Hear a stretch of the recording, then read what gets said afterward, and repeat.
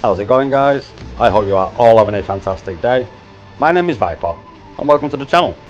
Now today's video is the location observed for the 28th of April 2023. It is located at the Watcher's Grave over on the EDZ.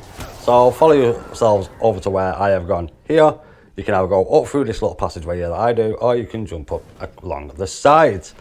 Come up round here and you will eventually see old Squidward facing right here. The nine see your valor.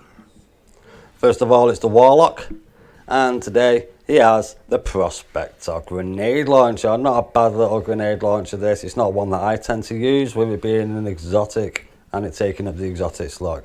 And obviously I'm a big Osteo Striga fan. Then we have the Lucky Pants for the Hunter. These are a 65, a nice high roll there with a 16 on the recovery, double 15 on the intellect and mobility, and a 14 on the discipline. I would definitely recommend you get a pair of them. I'm going to pick a pair up for my Hunter because I'm not too sure what my total is. Same about the recovery there though.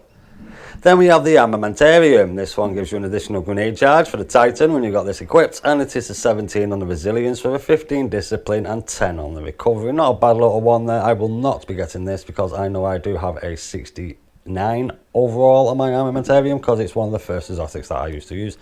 And we have, for all of you Warlocks, the Starfire Protocol. Now this is what makes you S tier God level Solar Warlock.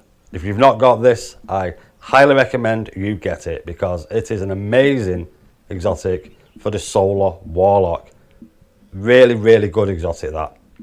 Obviously I'm not going to get one because mine again is a 69 and I have it equipped on my person when I do go on the Solar. Then we get to the armor. Weapons, sorry, not the armor, the weapons first. We have the Velpulcular hand cannon, a 1600 with outlaw and adagio. Not a bad little hand cannon.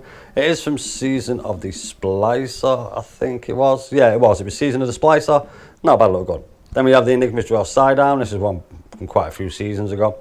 It's got Grave Robber and Rapid Hit. Not a bad little sidearm. It's not one that I tend to use, but it's not a bad one overall.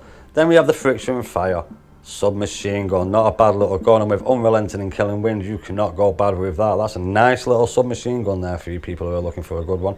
I do recommend it. Then we have the Under Your Skin combat bow. Not a bad little bow. It's alright. I can't actually remember the season that was from, so I'm not going to make a wild guess, but yeah, it's an alright bow. It's successful warm up archer's tempo. Yeah, it's okay. If you are in the market for a bow and you've not got one, which I doubt, then yeah, do get it. But there is better bows out there. But overall, it is quite a good one with the precision frame.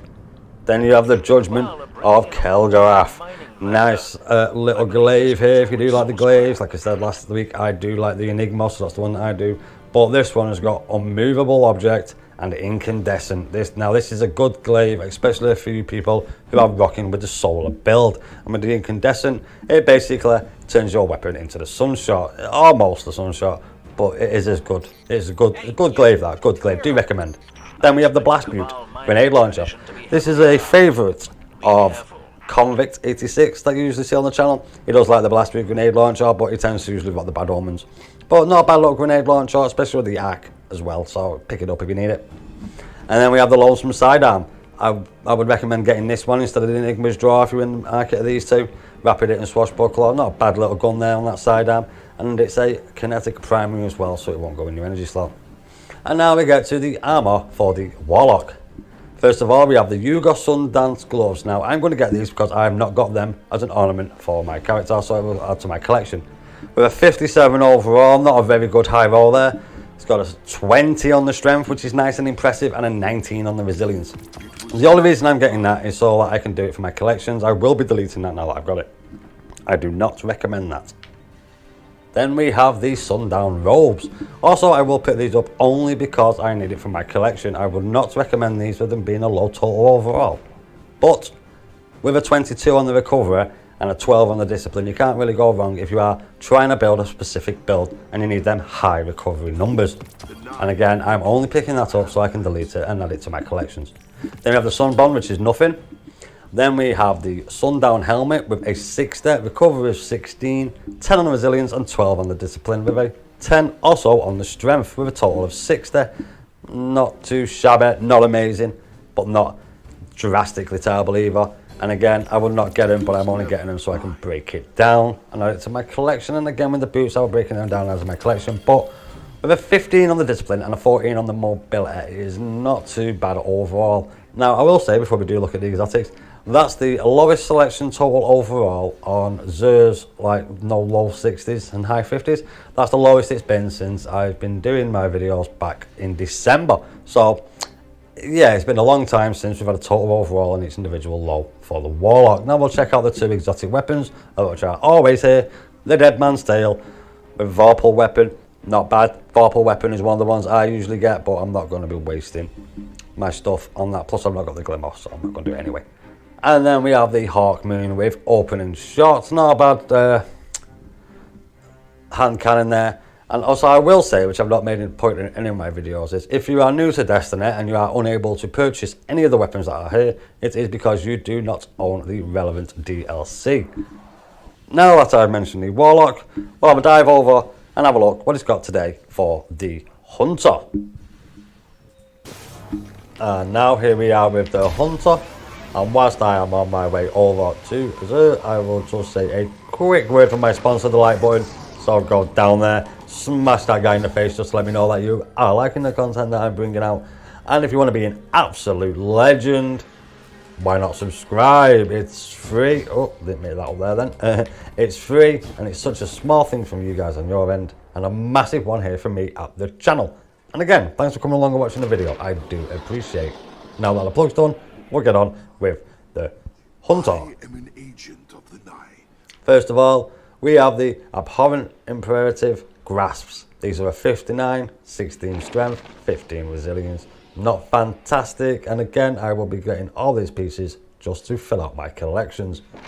I would not recommend them, but with a 16 on the strength and a 15 on resilience, it's not really bad that overall. Then we have the Abhorrent Imperative Vest. These are a 59, also low, but with a massive 20 on the discipline, 12 resilience, and 10 mobility. And again, quite low overall total stats.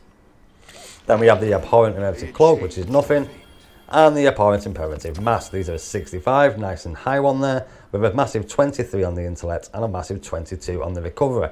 These are a good little set of gear, a helmet that you can get for yourself, and it is a high one as well, with a high on the recovery and a high on the intellect and a high total overall. Not a bad pair.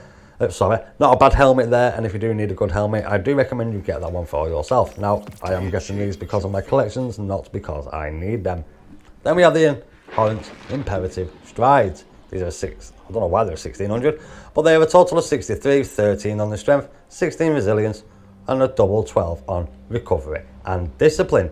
And now that that's the Hunter done, we shall go and have a look at what it's got this week for the Titan. And here we are with the Titan. Now, I'm not sure what happened, but my first cut did not record the sound, so hence the change in tone. Now, the first piece of gear he has for the Titan this week is the Midnight Exigent Gauntlets with a total of 59, 16 on the intellect, 13 on the resilience, and a 12 on the mobility. With a total of 59 there, not that fantastic. Get them if you need them, otherwise I personally would not bother.